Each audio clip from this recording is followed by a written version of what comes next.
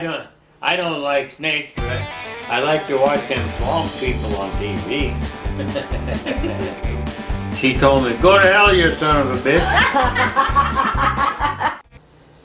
Where were you born? Golden, Colorado.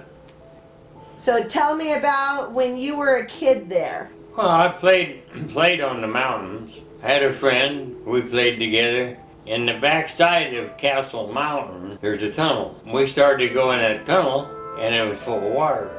So we got a big inner tube, and we floated in there, and it goes underneath that whole mountain. Now, Coors has bought that, and they drilled a water well up there. Adolph Coors and Company used to make malted milk. Yeah, they used to make malted milk. My dad worked in the malted milk part of the plant down there for a long time. And he used to bring me home sticks of the malted milk before they grind it up into powder. Yeah. He used to bring home sticks like that. And I'd eat it like candy. My dad's name, Herman Morris Manheim.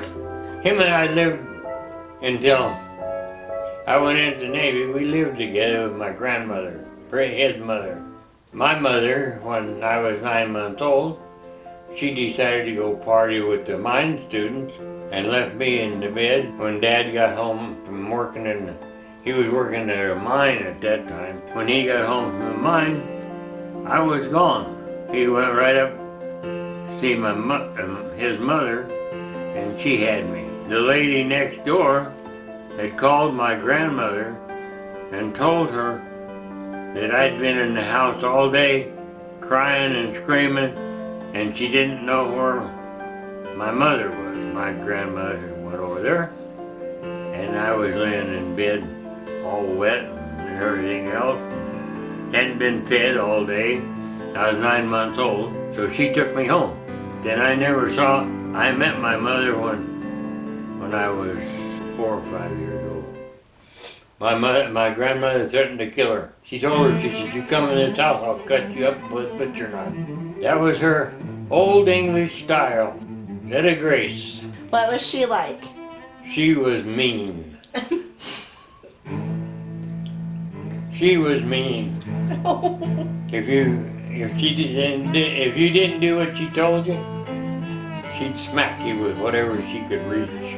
When I was 17 years old, she knocked me to my knees with a piece of 3-foot rubber rope because I was going out on a date, and I'd been out for days and days after that because I had my own car and I was going out, and she says, "You're not going out tonight." And I said, "Yeah, I am, Ma." "No, you're not." I said, "Yes, I am." And I went walking out, went to get in my car, and she hit me between the shoulder blades with a piece of hose about that long. Did you go on the date? Yeah. Was she big or was she little?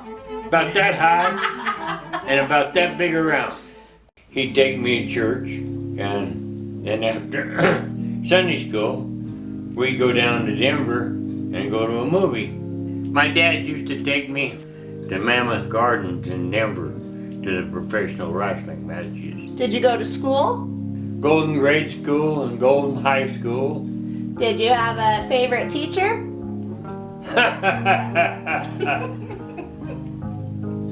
No. Did you have a least favorite teacher? Well, I had a teacher who was named Belle. They built a school in Golden after she passed away in honor of her. She was a math teacher. She was a strict person about her class. If she caught you talking or doing what you shouldn't be doing, the school doors used to have a key with a middle. It was a wooden paddle on the end of it with the number of the room you was in, and she carried that key and she'd whack you on the head with it. I graduated the 30th of May, and I went in the Navy the 8th of June. I was aboard the USS Iowa, only we got shot at and once on harbor. So we bombarded over there with our 16-inch guns and killed a whole bunch of Koreans. Each projectile that come out of the 16-inch gun weighed 2,500 pounds. It wasn't any story. Everybody had to stand on deck and watch the treaty get signed, and that was it. And after the Korean War, we went through the Panama Canal and over to the Atlantic, and we started doing goodwill cruises over there. And we went to Scotland and Ireland, into the Mediterranean, Italy and Greece, and Spain, Portugal. I spent 3 years and 5 months aboard ship. I liked it though. Did you? I'd have stayed if they'd left me alone. Oh, Yvonne. Well, I just got out of the Navy and I was driving a hot rod. I had a 50 Oldsmobile. She was walking down the street in what teenage girls wore at that time, 1955. One of her dad's white shirts and a pair of short shorts. Street, and I honked my horn and whistled at her, and she told me, "Go to hell, you son of a bitch." Didn't you, Mom? Oh. Didn't you, Mama? Huh? So I called her up, asked her for a date, and she said no. And so then I went over to high school and picked her up in the afternoon when she got out of school. She was engaged. She lightly informed me, "I'm engaged." She was 16 years old. I said, "Don't make no difference to me." So then we started going together. This guy took her and run off with her. We've been going together about a year. And he took her and went down to New Mexico and tried to marry her. And I went up to pick her up, and she was gone. And her grandfather met me at the door. He said, "It's all your fault." That is my fault for what? He said, "Vonnie's gone." He says, "Don't come back." And so I thought to myself, well, I'm going to find out where she's at. I said, she told me she was going to give him his ring back. He took her home. I went up and knocked on the door. And so her mother came to the door. She let me in the house. I talked to Vonnie, and she says, he took me down there and tried to marry me. And she says, I wouldn't go do that. She says, I want to be more with you. She says, he's scared to death of you. I said, I don't care. I'm going to tell him to leave you alone. The apartment where he was living, knocked on the door, and he answered the door. He said, come in. I said, thank you. I was going to anyway. I said, you leave Vonnie alone. As you go up there again, I said, I'm going to beat the hell out of you. And he had a barbell laying on the floor, and I reached down, picked it up. That was the end of that. When she turned 18, we got married. Then how long were you guys married? You ready? I'm ready. 59 years. We didn't have any place to live and my wife and grandmother couldn't get along, so and we moved to Arvada. Well, matter of fact, I haven't been back to Golden since my mom died. I have one son and one daughter. Cheryl Ann is my daughter's name. First time I saw her when she was about a day and a half old in St. Anthony's Hospital. And my son is Benjamin Michael Manhart. Well, he was the second son. I had one born, and he lived 5 days, and he died of Highland memory. And then Bonnie and I tried, and finally she got pregnant with Ben.